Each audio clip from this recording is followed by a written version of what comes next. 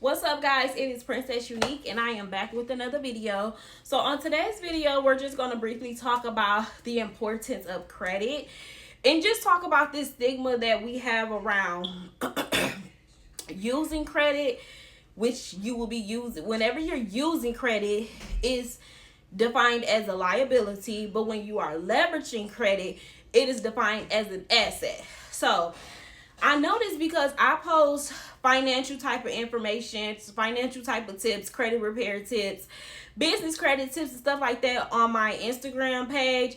I get people that comment all the time, like basically trying to go against what I'm saying and saying like, oh, yeah, do this if you want to be in debt for the rest of your life, X, Y, and Z. Just going against it, not realizing that they have a poverty mindset and they're not thinking outside of the box. And I mean, that's normally typical. Like, I probably used to think like that too, because at the end of the day, the things when it comes to credit and utilizing credit to benefit you, it's not taught in schools. We're taught to live the American dream, to go to school, graduate, go to college, get a degree, work a salary position, pay back our student loans, build a family, and basically struggle. That's basically how it was coughed up to be the American dream for us. Like, and now in our generation, we're not settling for that anymore. That's not the standard for us. The American dream is just not something that we seek. That is just not something that we go after within our generation. And I'm so thankful and grateful for the internet, because without the internet, we probably would still be stuck on the American dream. So because of the internet, it has allowed us to expand our horizons and to expand our mindsets to think beyond the typical and the norm, right? So let's get into it. So guys, when it comes to credit, you have to realize that as long as you know how to maintain it and you use it as an advantage and not a disadvantage, credit is absolutely needed, right? Anyway, everybody needs credit, period. Point blank. Really, you can't move without it, right? If you have a bad credit score, you're going to have higher interest. You're going to have to put up collateral. You're going to have a higher down payment. You're going to have to work harder when you have bad credit versus having good credit.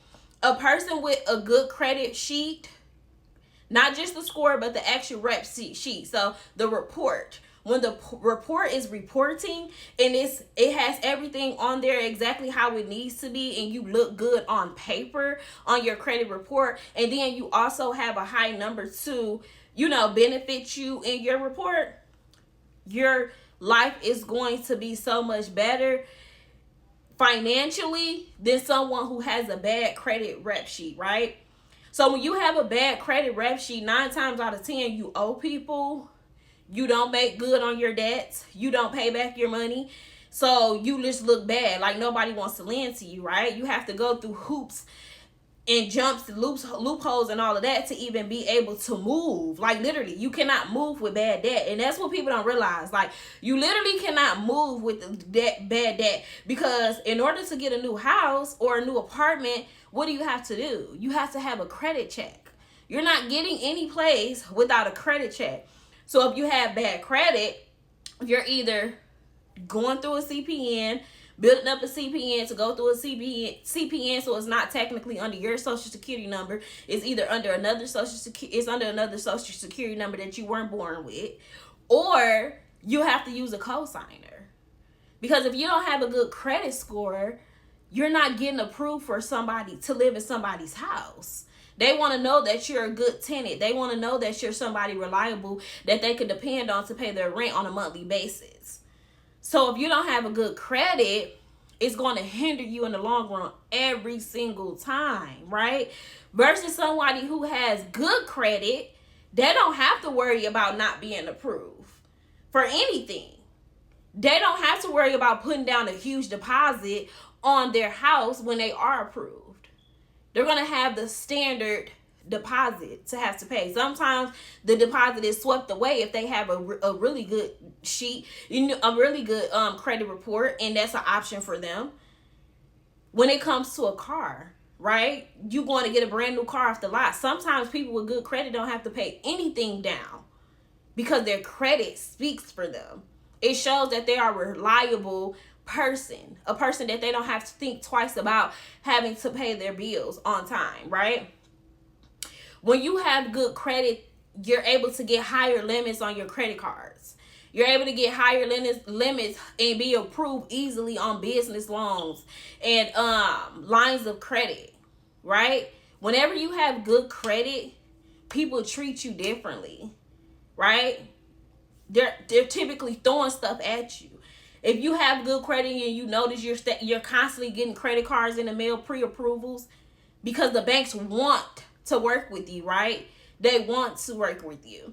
But the thing is, you have to know how to use their money to benefit you. So don't use it against you. Use it for you. Y'all ever heard the saying,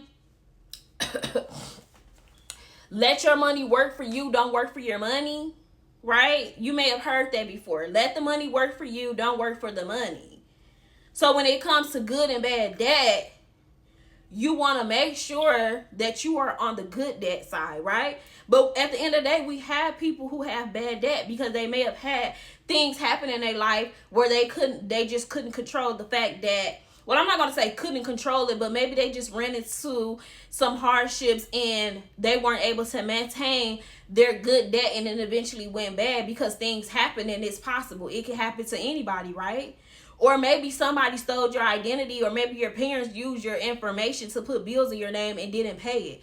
Anything can happen to the point where now you're left with a bad credit rep sheet, right? Whatever the case may be, just make sure that you become educated and knowledgeable on how to increase your debt so that you're no longer suffering in hardship because you have a bad credit report, right? You want to always aim to have a higher credit score and a better credit report at the end of the day to be able to live more abundantly, right?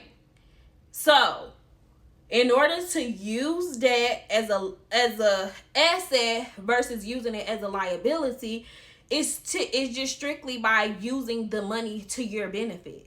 So for instance, if you have good credit, you have access to funding, right? So say for instance you're an entrepreneur. There's absolutely no reason for you to be using your personal money to fund your business if you have good credit. You want to make sure that you're using other people's money. You want to make sure that you're working smarter and never harder when it comes to running your business, right? And then when you go out and get this funding from banks, you want to make sure you go after those 0% interest credit cards. Typically, you have 12, 18, 24 months that certain companies have those terms available for people with good credit. Those are the credit cards you want to go after so that you have, so that you have that time period to be able to utilize this credit to your advantage without being docked because you're using so much of the money. So what you want to do is take that business credit, start your business, whatever you need to pay for marketing, inventory, shipment, whatever it is that you need to pay for within your business. Take that credit card to do that, right? Go for the 0% interest credit cards. And repeat and recycle, y'all. Rinse and repeat constantly until you're generating enough money within your business to be able to pay that money back, right? And the best way to do it is to have these credit cards on your business. It's so good to have these cards on your business, and especially if you have multiple business, right? If you have multiple businesses, it works even better because the thing you want to do is get the funding before you actually spend the money. So if you have two businesses, you want to get funding for both businesses, but you want to utilize your personal credit to even be able to get this business credit and funding, right? So you go ahead and you get at least $150,000, $200,000 within your business credit and funding on two LLCs, and then you start spending the money. That way, if you have to just utilize one business for